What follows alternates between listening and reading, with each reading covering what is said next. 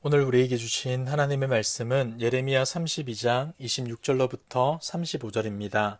함께 읽도록 하겠습니다. 그때 여호와의 말씀이 예레미야에게 임하여 이르시되 나는 여호와여 모든 육체의 하나님이라 내게 할 수 없는 일이 있겠느냐.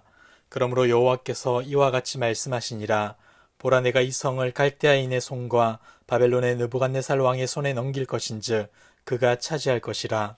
이 성을 치는 갈대아인이 와서 이 성에 불을 놓아 성과 집 곧 그 지붕에서 바알에게 분향하며 다른 신들에게 전제를 드려 나를 경노하게 한 집들을 사르리니 이는 이스라엘 자손과 유다 자손이 예로부터 내 눈앞에 악을 행하였을 뿐이라.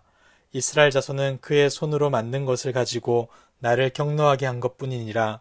여호와의 말씀이니라. 이 성이 건설된 날부터 오늘까지 나의 노여움과 분을 일으키므로 내가 내 앞에서 그것을 옮기려 하노니 이는 이스라엘 자손과 유다 자손이 모든 악을 행하여 내 노여움을 일으켰습니다. 그들과 그들의 왕들과 그의 고관들과 그의 제사장들과 그의 선지자들과 유다 사람들과 예루살렘 주민들이 다 그러하였느니라.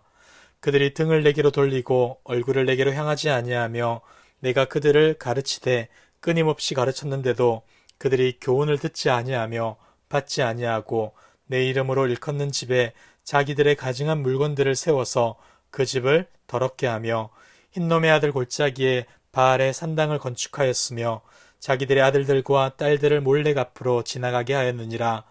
그들이 이런 가증한 일을 행하여 유다로 범죄하게 한 것은 내가 명령한 것도 아니요 내 마음에 둔 것도 아니니라. 아멘. 선지자는 유다 백성의 안타까운 현실 앞에서 탄식하며 기도를 드렸습니다. 그리고 오늘 하나님께서는 선지자의 기도에 응답을 해주십니다. 27절입니다. 나는 여호와여 모든 육체의 하나님이라 내게 할 수 없는 일이 있겠느냐. 하나님께서는 예레미야의 기도에 대한 본격적인 응답의 말씀을 전해주기에 앞서 선지자가 했던 고백을 인용하여 자신이 어떠한 분인지를 다시금 알려줍니다. 앞서 17절에서 예레미야는 하나님을 이렇게 고백했습니다. 주 여호와여, 주께서 큰 능력과 표심팔로 천지를 지으셨사오니 주에게는 할 수 없는 일이 없으시니이다. 그는 분명 온 우주 만물을 창조하신 전능하신 하나님을 고백했습니다. 하지만 현재 유다의 상황과 처지로 인해 탄식하고 슬퍼할 수밖에 없었던 것이죠. 이에 하나님은 다시금 자신이 전능한 분임을 상기시켜 줍니다. 여기서 스스로를 전능하신 하나님으로 소개하는 이유, 그것이 무엇이겠습니까? 먼저는 약속의 말씀대로 유다를 징계하여 멸망시키겠다는 겁니다. 그런데 이뿐만이 아니겠죠. 전능하신 하나님은 멸망한 이스라엘마저도 다시 회복시킬 수 있는 전능하신 분임을 알려주고 있는 겁니다. 비록 예레미야는 하나님의 지시에 따라 아나돗의 밭을 매입하고 하나님께서 유다를 다시 회복시킬 거란 믿음을 가지고 있었지만 당장의 현실, 즉 예루살렘이 바벨론에 의해 포위당하고 있고 멸망 직전의 상황에서 자신의 믿음에 대한 확신을 가지기가 어려웠던 것입니다. 그래서 그의 탄식은 더욱 깊어질 수밖에 없었던 것이고 이에 하나님께서는 예레미야에게 회복에 대한 확신을 심어주기 위해 가장 먼저 자신이 어떠한 분인지를 알려주고 있는 겁니다. 이어지는 28절부터는 예루살렘의 온갖 죄악과 범죄들을 언급하며 이로 인해 심판이 선행될 수밖에 없음을 알려줍니다. 하나님을 향한 불순종과 우상 숭배로 말미암아 유다는 불타게 될 것이고 예루살렘은 함락되고 백성들은 포로로 끌려가게 된다는 겁니다. 여기서 우리가 주목해야 할 부분은 하나님께서 그들의 우상 숭배를 심판의 주된 이유로 언급하고 있다는 겁니다. 34절과 35절을 보십시오. 내 이름으로 일컫는 집에 자기들의 가증한 물건들을 세워서 그 집을 더럽게 하며 흰놈의 아들의 골짜기에 바알의 산당을 건축하였으며 자기들의 아들들과 딸들을 몰래 앞으로 지나가게 하였느니라. 그들이 이런 가증한 일을 행하여 유다로 범죄하게 한 것은 내가 명령한 것도 아니요 내 마음에 둔 것도 아니니라.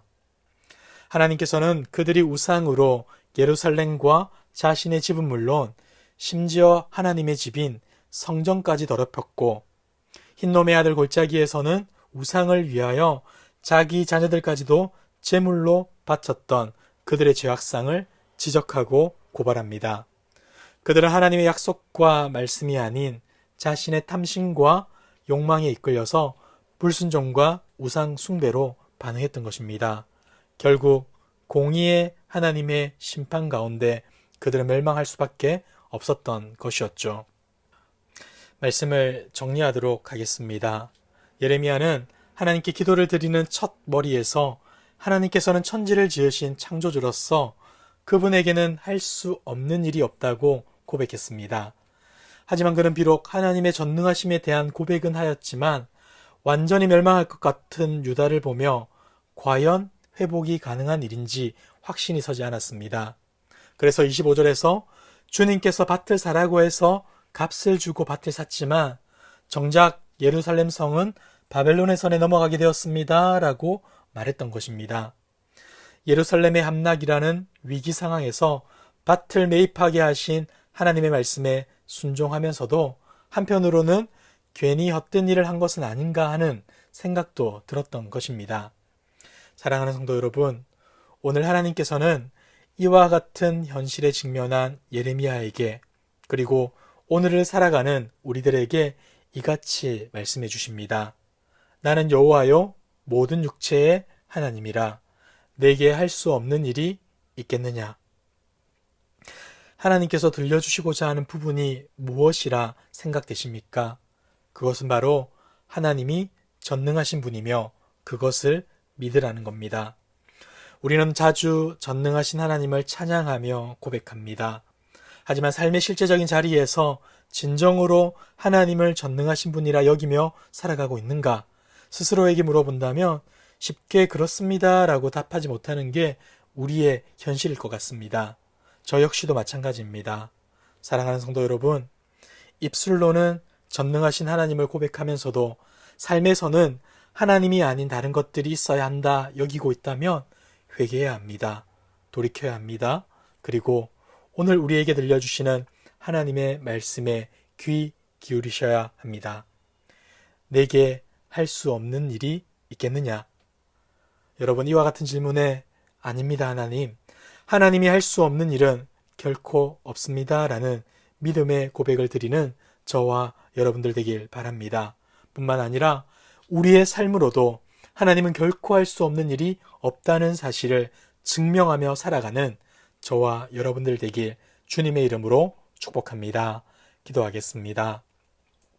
온 우주 만물을 말씀으로 창조하시고 다스리시는 살아계신 하나님 아버지, 오늘도 복된 하루를 허락해 주시며 하나님을 예배하며 기도하는 자리에 있게 하심에 감사드립니다. 날마다 하나님을 예배하는 기쁨 안에 거하는 우리 모두 되게 하여 주옵소서. 여러 상황과 여건으로 인해 쉽게 낙담하고 좌절하기 쉬운 우리입니다. 전능하신 하나님을 바라보게 하시고 하나님으로 인해 참된 위로와 회복을 누리게 하옵소서. 그리하여 우리 모든 삶이 전능하신 하나님을 증거하는 복된 인생 될 수 있도록 도와 주시옵소서. 이 모든 말씀 예수님의 이름으로 기도드리옵나이다. 아멘. 이 시간 주신 말씀을 붙들고 기도하시고 주간 기도 제목을 따라서 부산과 민족과 한 주간의 승리를 위하여서 기도하겠습니다. 나라와 민족을 위하여 부산과 한국교회의 영적 부흥을 위하여서 기도해 주십시오.